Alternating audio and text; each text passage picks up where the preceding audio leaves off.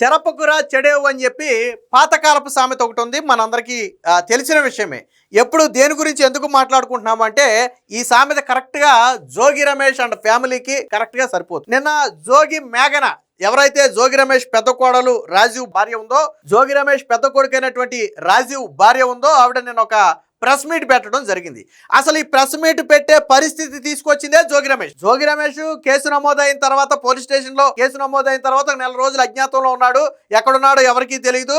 తర్వాత women court నుంచి కొంత ఊరట లభించింది. అరెస్టు నుంచి తాత్కాలిక ఉపశమనం లభించడంతో ఆయన ప్రెస్ మీట్ పెట్టి మేఘనా గురించి, మేఘనా ఫ్యామిలీ గురించి ఆయన మాట్లాడాడు. పైగా వీళ్ళు వసంత కృష్ణ ప్రసాద్ ఎమ్మెల్యే ఆఫీసులోకి వెళ్ళొచ్చారు, సో వాళ్ళే మొత్తం నడిపారు అని చెప్పి మాట్లాడటంతో అసలు ఏం జరిగిందో బాహ్య ప్రపంచానికి తెలియాలి అని చెప్పి వీళ్ళు ప్రెస్ ముందుకు వచ్చారు. అంటే జోగి రమేష్ గారు మొన్న ప్రెస్ మీట్ పెట్టి మాట్లాడి ఉండకపోతే ఈ రోజు ఈ ఫ్యామిలీ బయటకు వచ్చి మాట్లాడేది కాదు. 100% బయటకు వచ్చి మాట్లాడేది కాదు. ఎందుకనంటే కేసు పెట్టి దాదాపుగా 15-20 రోజులు పైన అవుతున్నా, నెల రోజులు అవుతున్నా ఇప్పటి వరకు ఈ ఫ్యామిలీ ఎక్కడా కనపడలా.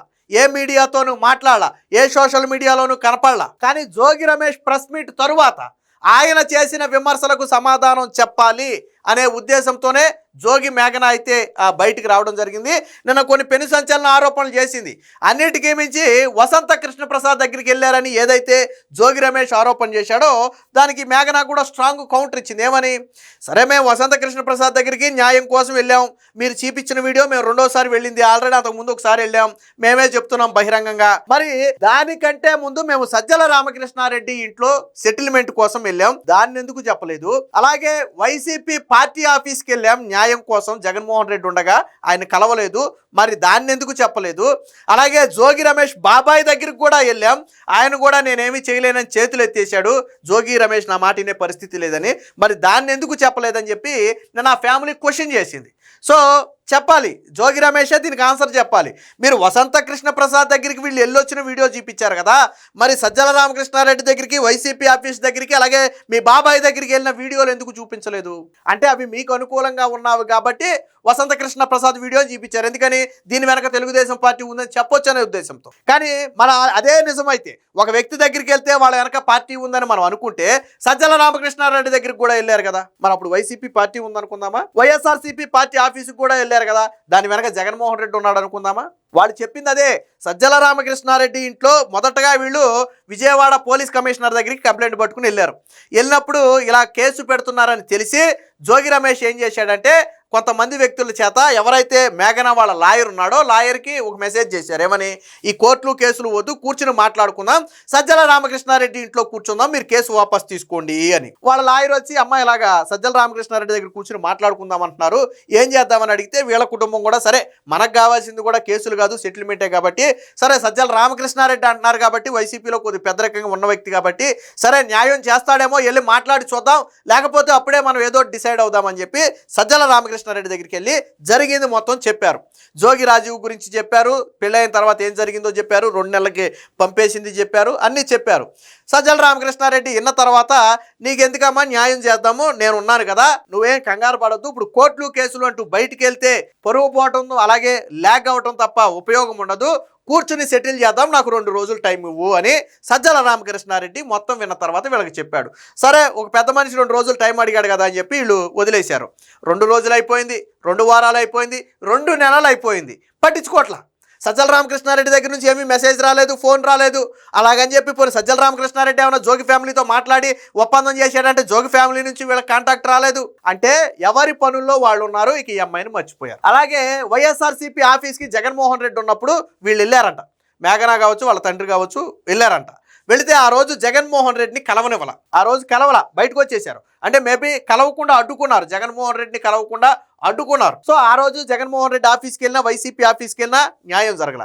సర్లే అని చెప్పి జోగి రమేష్ బాబాయ్ దగ్గరికి వెళ్ళారు, వెంకటేశ్వర్లో సమ్మెద పేరు ఉంది, ఆయన దగ్గరికి వెళ్ళారు. పాపం ఆయన విన్నాడు, నీకు జరిగింది అన్యాయమేనమ్మా, కాకపోతే ఇప్పుడు నేను నిస్సహాయ స్థితిలో ఉన్నాను, జోగి రమేష్ నా మాట వినే పరిస్థితి లేదు, నీకు న్యాయం జరగాలని అయితే నేను కోరుకుంటున్నాను, కానీ నేనైతే జోగి రమేష్తో చెబితే ఆయన వినే పరిస్థితి అయితే లేడు, నువ్వు ఏదో వేరే లీగల్గానో లేకపోతే ఇంకోటో న్యాయం కోసం ప్రయత్నం చేయడమే తప్ప నేనేమీ చేయలేను అని చెప్పి ఆయన చేతులు ఎత్తేశాడు. అప్పుడు వసంత కృష్ణ ప్రసాద్ దగ్గరికి వెళ్ళారు. నేను ఆడు కూడా చెప్పారు, వసంత కృష్ణ ప్రసాద్ దీన్ని అడ్వాంటేజ్ తీసుకోవాలా. ఫస్ట్ పార్టీ ఆఫీస్కి వెళ్ళి కూర్చొని మాట్లాడితే, అమ్మ ఆడపిల్లవి, నువ్వు ఏదో సమస్య మీద వచ్చావు, ఇక్కడ వద్దులే అందరూ ఉంటారు, ఇంటికి రండి, నువ్వు మీ నాన్న ఇంటికి రండి మాట్లాడదామని చెప్తే వసంత కృష్ణ ప్రసాద్ అంటే ఆయన ఎంతో హుందాగా చెప్పాడు చూడండి. అప్పుడు కూడా ఆయన ఏం చెప్పాడంటే, ఈ కేసులు కోర్టులు అంటే నీకు ల్యాగ్ అవుద్ది, నీకు బోడంత భవిష్యత్తు ఉంది, ఏళ్ల తరబడి సాగుతాయి, దానికంటే ఏదైనా కూర్చుని రాజీ చేసుకోండి, ఇక అయ్యింది అయిపోయింది కదా, నీకు మంచి భవిష్యత్తు ఉంది కదా, ఎందుకు నాశనం చేసుకోవటం అని చెప్పి ఆయన ఒక మంచి సలహా ఇచ్చాడు. తప్ప ఒప్ప కరెక్టే కదా, ఆయనే కోర్టుకి వెళ్ళొద్దు స్టేషన్కి వెళ్ళొద్దని సలహా ఇచ్చింది ఆయనే. అది ల్యాగ్ అవుద్ది, ఏళ్ల తరబడి సాగుద్ది, నీ లైఫ్ నష్టపోతావని చెప్పింది ఆయనే, వసంత కృష్ణ ప్రసాదే. పైగా ఆయన దాన్ని ఉపయోగించుకోవచ్చు, ఇదిగో నీ కోడలు నా దగ్గరకు వచ్చింది న్యాయం కోసం అని చెప్పి వసంత కృష్ణ ప్రసాద్ దాన్ని రాజకీయంగా ఉపయోగించుకోవచ్చు. కానీ వసంత కృష్ణ ప్రసాద్ కనీసం వచ్చిన సంగతి కూడా ఎవరికి తెలియనివ్వాల.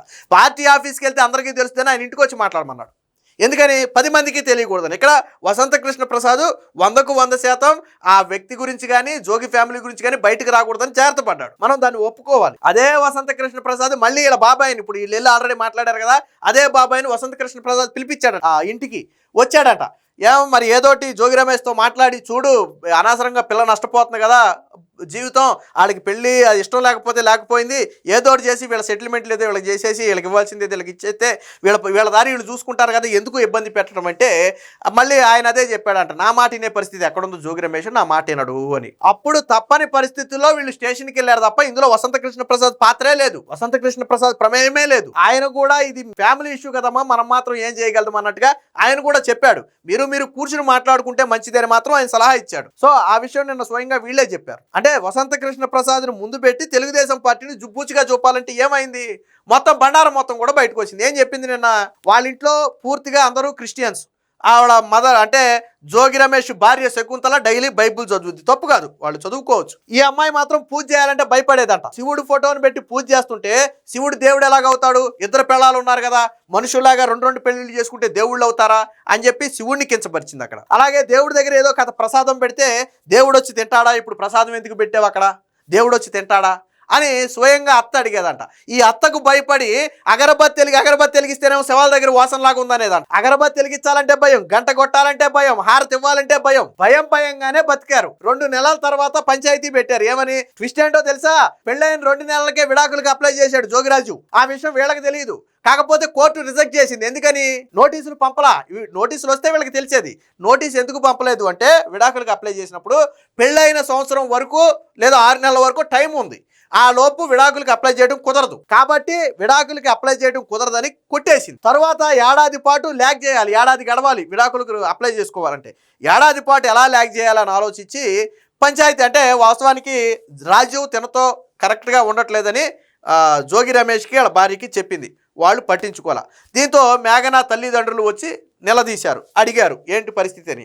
అడిగితే సరే మా అబ్బాయికి ఏదో ఇబ్బంది ఉంది, మేము ట్రీట్మెంట్ ఇప్పిస్తాము, అప్పటి వరకు మీ పిల్లని తీసుకెళ్ళండి అన్నారు.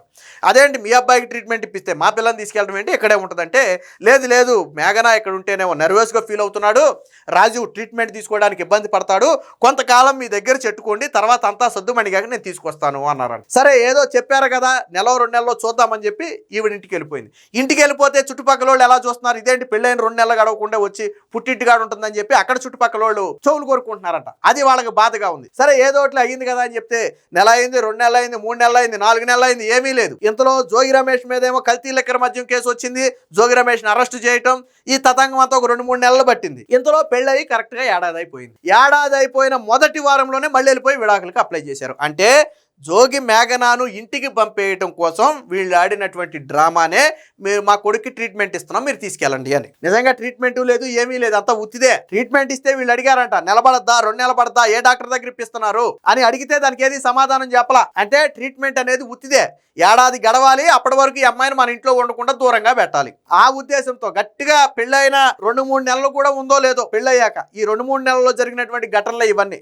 ఇంకో మాట కూడా చెప్పింది, మీరు చూసినటువంటి వీడియోలు 10% 20% వీడియోలు నా దగ్గర ఇంకా ఉన్నాయి వీడియోలు. ఎప్పుడైతే వీళ్ళు మమ్మల్ని దూరం పెడుతున్నారని నాకు అనుమానం వచ్చిందో అప్పటి నుంచి జరిగిన ప్రతి ఘటనను నేను నా దగ్గర సేవ్ చేసి పెట్టుకున్నాను. నా అవసరం కోసం భవిష్యత్తులో ఎటు వస్తుందని చెప్పి నేను అన్ని నా దగ్గర పెట్టుకున్నా. మీకు ఇంకా 80% వీడియోలు మీరు చూడాలి, ఆశ్చర్యపోతారు చూస్తే. సమయం వచ్చినప్పుడు నేనే బయట పెడతానని చెప్పి మేఘనా కూడా చెప్పింది.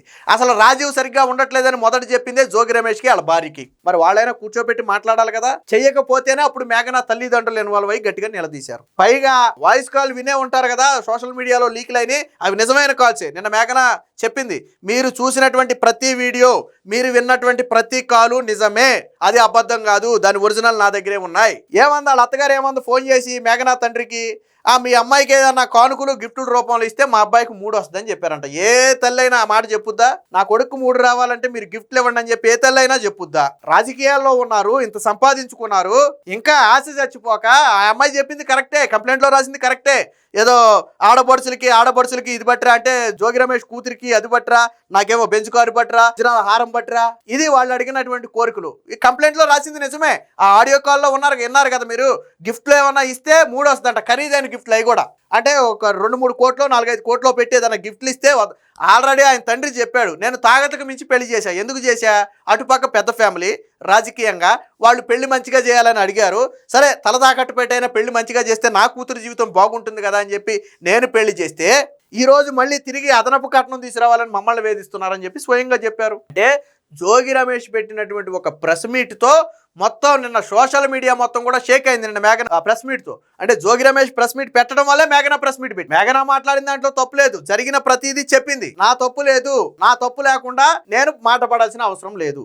ఈ రోజు కూడా ప్రెస్ ముందుకి ఆయన నిన్న మాట్లాడిన మాటలు అబద్ధం అని చెప్పాలనే మేము ప్రెస్ ముందుకు వచ్చాం. అక్కడ వసంత కృష్ణ ప్రసాద్ గారి పాత్ర లేకపోయినా, తెలుగుదేశం పార్టీతో మాకు ఏ పార్టీతో సంబంధం లేకపోయినా మమ్మల్ని ఇరికిచ్చే ప్రయత్నం చేశారు, మా వెనక రాజకీయ కుట్ర పన్నే ప్రయత్నం చేశారు. అందుకనే ఈరోజు మేము ముందుకు వచ్చాం.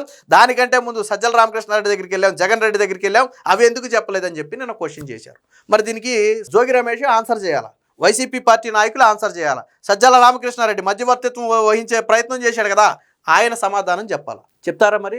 సో ఇది జోగి రమేష్ పెట్టినటువంటి ఒక ప్రెస్ మీట్ అనేది ఈరోజు మేఘనా ప్రెస్ మీట్ పెట్టడానికి ప్రధాన కారణమైంది. దీంతో మొత్తం జోగి ఫ్యామిలీ హిస్టరీ మొత్తం కూడా నిన్న మేఘనా నోటి ద్వారానే మీడియా మొత్తానికి కూడా చెప్పడం జరిగింది.